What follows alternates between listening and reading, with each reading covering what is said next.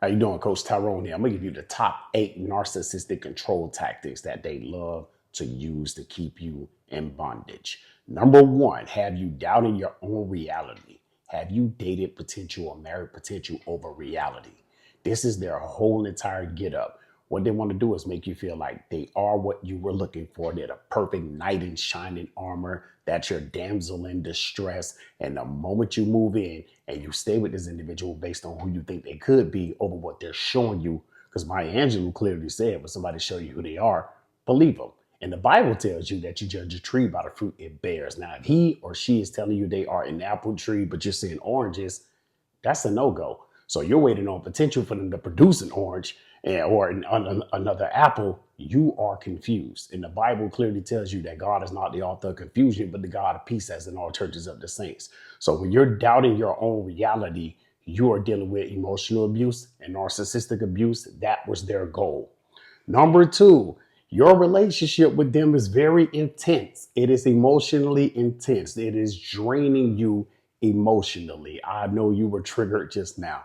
Your emotions is all over the place. You come home, it's a dark cloud in the house with them waiting on you. You don't have no peace in your life right now. You can't even focus at work. You can't focus on what you're doing because your emotions are up and down. It's because you're dealing with emotional abuse. And when a narcissistic person find out that they have that over you, or they're going to go in 100% to keep you where you are emotionally, because when your emotions are out of control, you are out of control, because human beings are emotional creatures. That's why you can't be wearing your heart on your sleeve. Number 3, they have you fearing abandonment. Oh boy, this is when you're dealing with a soul tie with a narcissistic person. You fear being abandoned by them because of your childhood, because of a previous relationship. A person just ghosted you and you had no answer as to why they done it until this day. So you are afraid of this person who's controlling you or manipulating you, of walking away from you. You could possibly be dealing with Stockholm syndrome.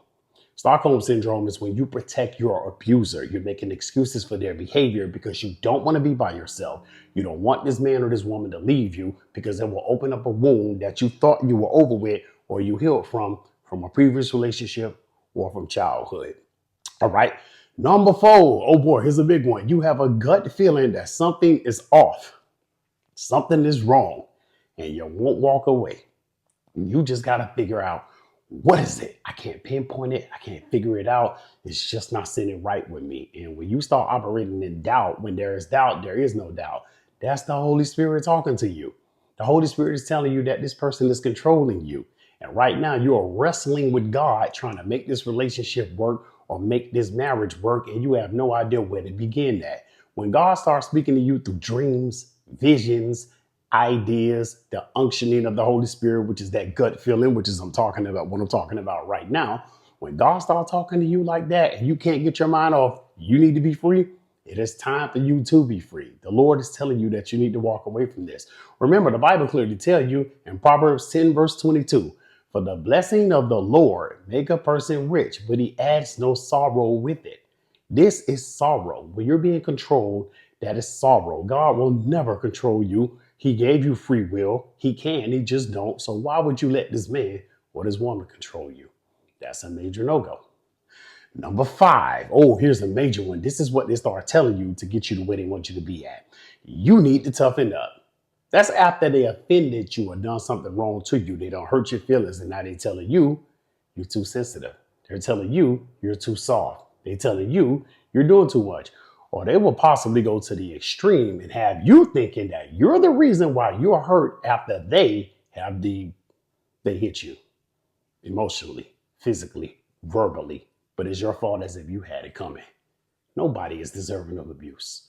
You're not deserving of abuse. And you don't need to toughen up. You need to walk your behind away.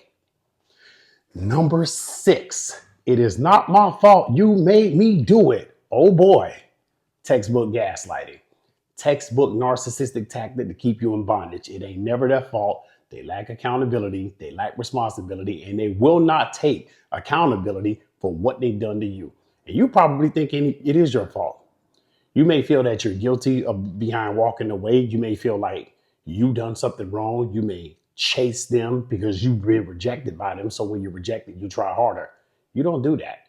Because the human soul, which is your mind, your emotions, your will, your thoughts, and your feelings, your thinker and your chooser, it was never designed to be rejected. We were designed to be loved. So when a person rejects you, you make their decision your identity.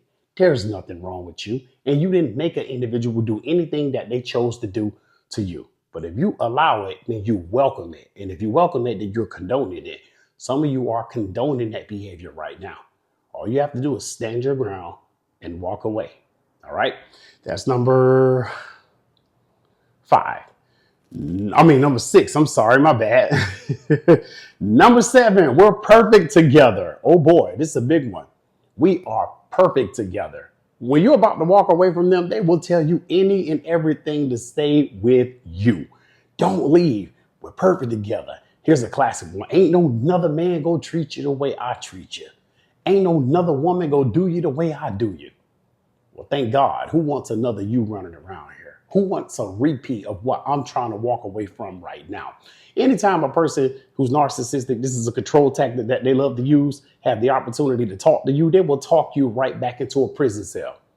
That's how you got in the position that you are in right now, because of deception. Every word that come out their mouth is a lie. They'll tell you any and everything. They'll use your kids. They'll use your family. They'll use your friends. They will even use your own free will if you let them, just to get what they want out of you. And I'm pretty sure you looking at this right now, you like, I did try to make it work out with him. Did it work? I did try to make it work out with her. Did it work? You never go back the way you had to pray your way out of. You don't go back to where God delivered you from. So when they tell you we're perfect together when you're about to leave or walk away from them, they want you back, but they want to keep you for control. They don't want to work things out with you. They want to manipulate you. All right. Number 8, here's a classic one. No wonder nobody likes you. Oh, they quick to tell you that the moment you set a boundary to make you feel like if you're overreacting to their abuse. I see why your mama don't like you. I see why your dad don't like you. I see why your sisters, your family, your brothers, your friends. I see why your kids don't like you. All of this is emotional abuse. And it's also triangulation. I spoke about that in my last video. When they have other individuals to join them to make you feel bad. That's not fair. And that right there is not accurate. You know your people love you. You know everybody else who they're trying to say don't love you, have a relationship with you, and they know you. But this person will always try to use them against you. So you could be more reliant on them. And if you don't know no better, you'll say, hey, you know what? You're right. They don't love me. My mom doesn't love me. My dad doesn't love me. They just sowed seeds of discord in your life. And discord, seeds grow harvest. Listen to me good. However long you've been sitting in that, that's how long you will remain in that. And these emotional scars can last for years. Some people still dealing with it right now from childhood. Your mom told you this. Your dad told you this. Your boyfriends from middle school, high school, your girlfriend from high school or college told you negative things. And now you moved on as an adult and you still struggle with those words that have been planted into your emotions and in your spirit, man. And you have to be free from that. So I hope this video helped you. Make sure you like and you subscribe so YouTube can go ahead and continue to put out this content. I thank God for you. And no more narcissism. We are in 2025. It's time for you to be free from this. Cool? All right, man. Go in peace. God bless you. I'll see you soon.